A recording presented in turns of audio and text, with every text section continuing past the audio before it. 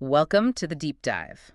Today, we're jumping into something pretty intense, the history of capital punishment in Russia. Yeah, it's a fascinating and frankly quite a grim topic. And what's really striking right from the start is how this idea, the ultimate punishment, the death penalty, it wasn't static at all. It swung back and forth like crazy, even vanished completely sometimes. Exactly. There's not a straight line.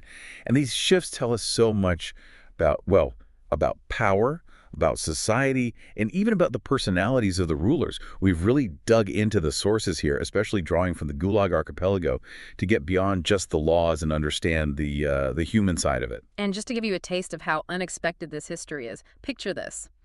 An empress rules for 2 whole decades, fights wars, Yeah. and doesn't execute a single person. Not one. It kind of blows your mind when you first hear it, doesn't it? Really sets the scene for how complicated this all is. Absolutely. So let's start unpacking this back in Imperial Russia. Things were, well, they were shifting constantly. Right. If you look at the early codes, like under Tsar Alex Mikovich Romanov, you're seeing around 50 crimes that could get you executed.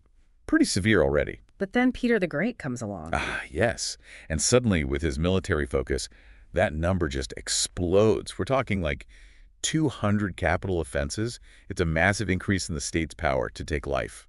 But then you get this complete curveball with Empress Elizabeth in the mid-1700s. It's truly remarkable. She takes this oath, this vow, never to execute anyone. And for 20 solid years, she sticks to it. 20 years, even fighting the 7 Years' War. Right.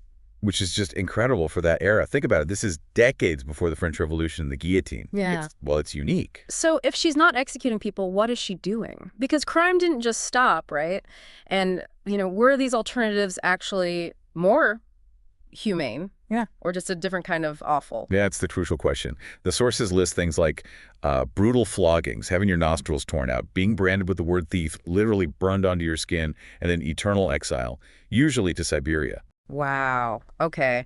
So, yeah, maybe not exactly humane by our standards. It makes you think, if you were condemned back then, what would you choose? Instant death or that? Just to keep living, see the sun rise again? It's a grim choice.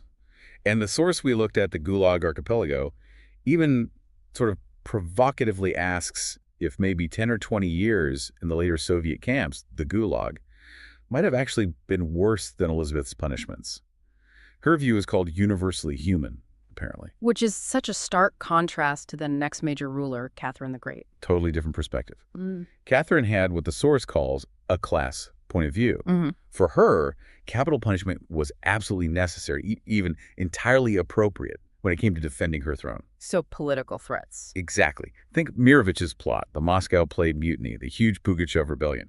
If you challenged her power, execution was definitely on the table. But interestingly, for sort of common criminals, habitual criminals doing non-political stuff, she almost saw it as abolished. Okay, so it's a tool of state security for her, more than anything else. Pretty much. Very pragmatic. And this kind of back and forth continues. Paul, her successor, he abolishes it again. Then under Alexander I, it's used very sparingly, mostly just for war crimes during campaigns, like in 1812 against Napoleon. We should probably mention the sort of hidden executions too, right? Like running the gauntlet. Oh, yeah. That was brutal. Forced to run between lines of soldiers beating you, often until you died. So maybe not an official execution, but the result was the same. But despite those awful methods, the actual formal state execution, the yielding up of one's God-given life because others sitting in judgment have so voted, as the source puts it, that didn't happen for state crimes for a whole half-century, from Pugachev right up to the Decembrist revolt in 1825. A really significant pause. But it didn't last. No. The source uses this really chilling phrase. The blood of the 5 Decembrists whetted the appetite of our state. And boom, executions for state crimes are back. Though to be fair, up until the 1905 revolution, it was still seen as pretty exceptional. The numbers were around, 17 people a year executed between 1876 and 1904? Still horrifying, but yeah, relatively low compared to what came next, because 1905 hits this massive wave of revolution, unrest, strikes. And the state's response is brutal suppression. And the execution rate just skyrockets. Yeah, the numbers are stark. Between 1905 and 1908, roughly 2,200 people executed. That's what, 45 a month? Compared to 17 a year just before? It's described as an epidemic of executions. A completely different scale. Which really sets the stage for the next chaotic period. Revolution, more reversals, and this new sinister term, the supreme measure. Yeah, the whole landscape changes again. So Imperial Russia collapses, the provisional government takes over. What did they do about the death penalty? Well, first thing, in July 1917, boom, they abolished it completely, across the board. Okay, a clear break. But it didn't stick. Almost immediately, they had to bring it back, but only for the active army and frontline areas, for serious military crimes, murder, rape, looting, that kind of thing. And how did that go down? Terribly.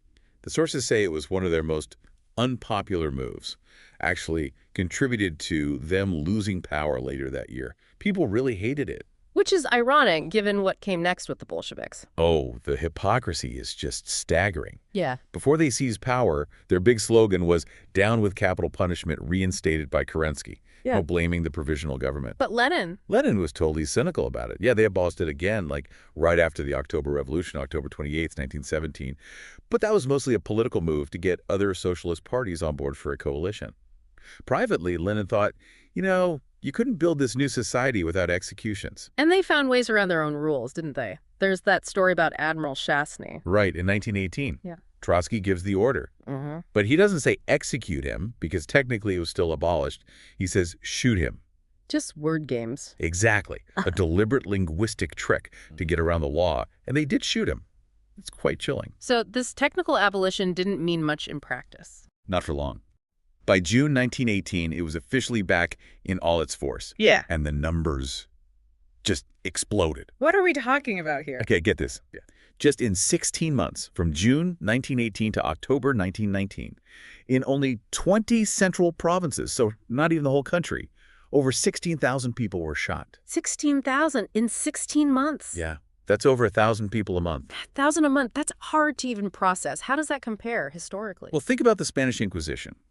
At its absolute peak, maybe between 1420 and 1498, across 80 years, they burned maybe 10,000 people. 10,000 in 80 years. Which averages out to about, 10 people a month? Maybe 12?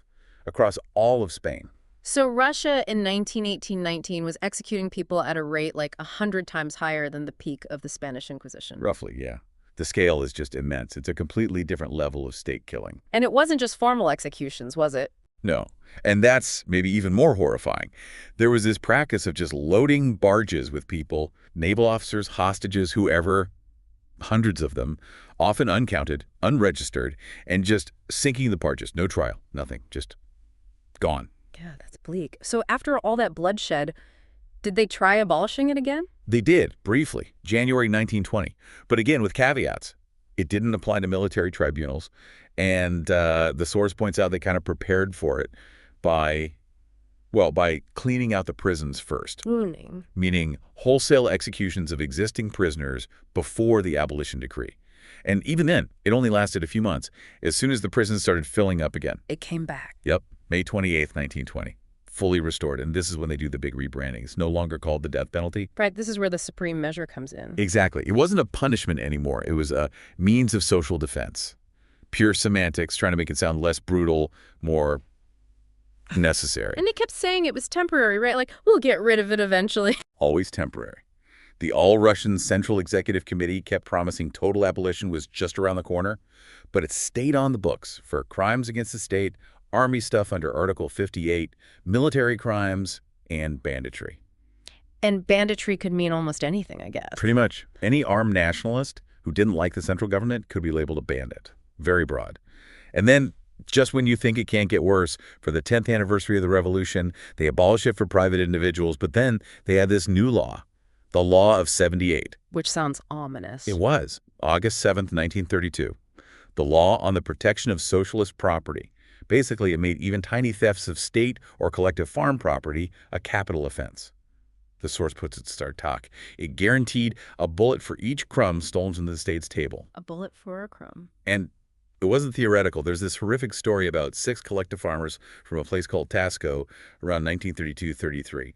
They finished their required work for the collective farm, then went back and gathered a bit of extra hay from the leftover patches, the hummocks, for their own cows. Just for their own animals after doing the state's work. Yeah. And for that, they were arrested, sentenced to death, and shot. The highest body, the All-Russian Central Executive Committee, refused to pardon them for gathering leftover hay. That's just devastating, the sheer injustice of it. It shows how far things had gone. And that really leads us straight into the darkest period of all, the Stalinist years. Right, because if things were that bad already, under Stalin. Well, in 1936, Stalin basically gets rid of that last check, the All-Russian Central Executive Committee itself, the body that technically had to approve death sentences. Gone. So it's just his decision. Pretty much. The supreme measure drops the pretense of being about social defense. It's just punishment, pure and simple, wielded by one man with absolute power. And then comes the Great Purge, the Yezhovshchina. 1937, 1938. All right. And for this period, there are no official statistics for executions. It's like they didn't even bother counting, or they destroyed the records. All we have are these chilling whispers, rumors from NKVD officers who were later arrested themselves. And what did those rumors suggest? The numbers are almost inconceivable. They talked about maybe 500,000 political prisoners shot across the Soviet Union in just those 2 years. 500,000. And on top of that, maybe another 480,000 habitual thieves. Just think about the political number alone. 500,000 in 2 years. That averages out to something like 28,000 executions a month. 28,000 people shot every month. It's just numbing. The scale is industrial. The source mentions places like Siskov, where the NKVD took over church basements, set up torture chambers, execution rooms. And years later, in the 1950s, they still had to haul away bones by the truckload before they could even think about restoring the churches. Just mountains of human remains. And this continued through World War II. Yeah, the scope even expanded during the war. There was a decree allowing hanging, for instance, from April 1943. It never really let up. Until, wasn't there another abolition after the war? There was, May 1947. Stalin, in this gesture of supposed generosity, abolishes capital punishment in peacetime, replaces it with a 25-year maximum sentence. Okay, so maybe a moment of relief. You'd think so. But it lasted all of 2.5 years. What happened? January 1950, it's back. The official story was that there were all these petitions demanding it back from national republics, trade unions, even peasant organizations. Peasant organizations, weren't they largely wiped out by then? Exactly. The source heavily implies these petitions were completely fabricated, just a pretext. So the supreme measure was restored, specifically for traitors of the motherland, spies, and subversives, though the 25-year sentence also stayed on the books. So once it was back, did it just stay focused on those major crimes? Not at all. Once the door was open again, it just kept expanding. Through the 50s and 60s, they added more and more things to the list. Premeditated murder, sure, but also large-scale theft of state property, counterfeiting, even acts of terrorism within prisons, foreign currency violations. Foreign currency, seriously. Yep, 1961. Threatening police officers, rape, bribery added in 1962, and every time they added something new, they'd say, oh, this is just temporary, until we can have complete abolition. A promise that never seemed to come true. Never. The list just kept getting longer. So we've traced this absolutely brutal history of the law itself. But what about the people? The actual human beings waiting in those death cells. What was that like? Yeah, this is where it gets incredibly raw. Yeah. And the first thing that hits you from the sources is that the people on death row, they weren't necessarily the monsters you might imagine. Often they were just ordinary people. Ordinary, facing execution. The source describes them as masses of the most ordinary, average, gray people. And the reasons they were there could be just heartbreakingly mundane, almost absurd. Like what? Give us some examples. Okay, there's the agronomist who gave a mistaken analysis of grain quality, maybe just didn't tell his bosses what they wanted to hear, sentenced to death. A chairman of a small handicraft cooperative, a spark from their steam engine starts a fire. Death sentence. Just accidents or perceived failures. Seemingly. Yeah. Or people caught with foreign currency, someone selling some steel ribbon on the side. There's even a story of a village kid who hit a policeman's horse, damaging Soviet property, the horse presumably, sentenced to death. It's unbelievable. These aren't master spies or anything. Not usually, no. Just people caught in the gears of this insane system. Yeah. And the conditions they waited in, just horrific. Tell us about the death cells. Well, first off, sleep was almost impossible. Just lying there waiting, knowing what was coming. Extreme cold was common, sleeping right on cement floors, maybe at 28 degrees Fahrenheit, so below freezing. Freezing. And were they alone? Rarely. That's the other thing. The overcrowding was unbelievable. Cells designed for maybe one person would be packed with 7, 10, 15. Yeah. One account mentions 28 prisoners crammed into a solitary cell. 28. How could they even fit? They couldn't move. People struggling just to breathe, breaking windows even in the dead of winter to get some air. The source mentions the Ivanovo prisons built for maybe 3,000 or 4,000 inmates, but holding 40,000. 40,000. The scale is just And food. starvation was constant. Hunger became the principal sensation, as one survivor put it. Alexander Babbage, who spent 75 days in a death cell in 41 before getting commuted, was literally swelling up from starvation. And medical help. Forget it. Utter indifference, even cruelty. Doctors would refuse to send sick prisoners to the hospital. One account mentions a medical orderly telling a guard, essentially, why bother treating him? Just tell them to shoot him sooner. Just complete dehumanization. Total. And there's this weird clash sometimes between different parts of the system. The interrogators, the NKVD guys, they often wanted the executions carried out fast. But the prison administration, who ran the Gulag camps, they wanted the labor. So they wanted the sentences commuted to get workers for the camps. Sometimes, yeah. They might even encourage prisoners to appeal, not out of mercy, but just to get bodies for the Gulag.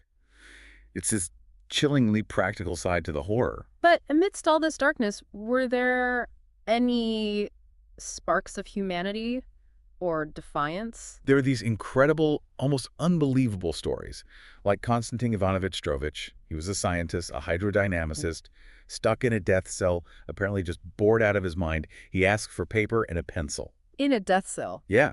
And he starts writing scientific papers. They actually give him a scientific cell. His sentence gets commuted to 10 years. And later, he ends up leading a major turbojet engine project. That's incredible. From death row to leading science projects. It's bizarre, isn't it? Or the mathematician who started solving complex math problems for his interrogator, possibly just to pass the time or prove his worth. Sometimes intellect became this strange form of survival. But the system also used the death cell itself as a weapon, right? Absolutely, as a tool for coercion. They'd stage fake trials, put informers in the cells pretending they'd repented and gotten lighter sentences, trying to trick others into confessing. And fake executions. Yes. Apparently this happened to the man who later became Marshal Rokossovsky, a famous Soviet military commander. They put him through a mock execution to break him. It was all psychological torture. So did people just give up? Or was there resistance? Mostly, the source says the death penalty had this hypnotic effect. People became obedient, resigned, but there were rare, small acts of resistance. Prisoners somehow getting hold of revolvers in Kresty Prison in Leningrad, tiny flashes of defiance. And there was that detail about the rubber ball. Oh, yeah. Horrifying, using a child's rubber ball to literally gag prisoners who were crying out or shouting for help as they were being dragged away. Just this small, everyday object used in such a terrible way. It speaks volumes. What about hope? Did people cling to hope? It was a double-edged sword. Hope could make people weaker, make them crawl along the path of hope on their knees, as the source puts it, willing to do anything for a commutation. But sometimes desperation turned into something else. Like Vlasov. Vasil Grigorovich Vlasov. Yeah. Yes. He reached this breaking point. He refused to be, in his words, a reasonable rabbit just waiting for slaughter. In this moment of pure rage and defiance, he spat right in the face of the chief investigator. He spat in his face. What happened? Incredibly, his death sentence was commuted. And Vlasov had this realization: if you're doomed anyway, like a rabbit destined only for meat and pelts, the best you can usually hope for is just a delay. And sometimes the only urge left is just to scream, "Curse you, hurry up and shoot." Wow. That's intense, choosing defiance over false hope. It's a powerful moment. But ultimately, for the vast majority, their final moments, we'll never know. Only the dead know what that was truly like. Which makes remembering them even more important. Exactly. The source mentions a tradition on March 5th, Stalin's death anniversary, where families would gather and lay out photos of their relatives who were executed. So that, as it says, these deaths would have left a small scar on our hearts so that they should not have died in vain. So wrapping this up, we've traced this incredibly volatile history. From early harshness through these surprising moments of abolition, like under Empress Elizabeth, then back to brutal expansion, especially under the Soviets. This constant swing, this back and forth, seems almost coded into Russian history. It really does. Abolition, then reinstatement, often driven by the political needs of the moment. But beyond the laws and the politics, what really stays with you is the human cost. Those ordinary, average gray people caught up in it all. Their stories, their suffering, the sheer absurdity of some of the crimes. It's crucial to bear witness, isn't it? Even just by learning about it, to remember those lives and ensure, as the source says, that they didn't just die in vain, leaving no trace. Absolutely. Keeping that memory alive, acknowledging that scar on our collective heart, is vital. And it leaves us with this really profound, maybe unsettling final thought from the source material. Yeah, it kind of zooms out and asks, isn't our whole world just a death cell? In a way, aren't we all just waiting? Waiting for what the source calls complete rehabilitation, waiting year after year for, well, for the angel of death. It's a heavy thought to end on.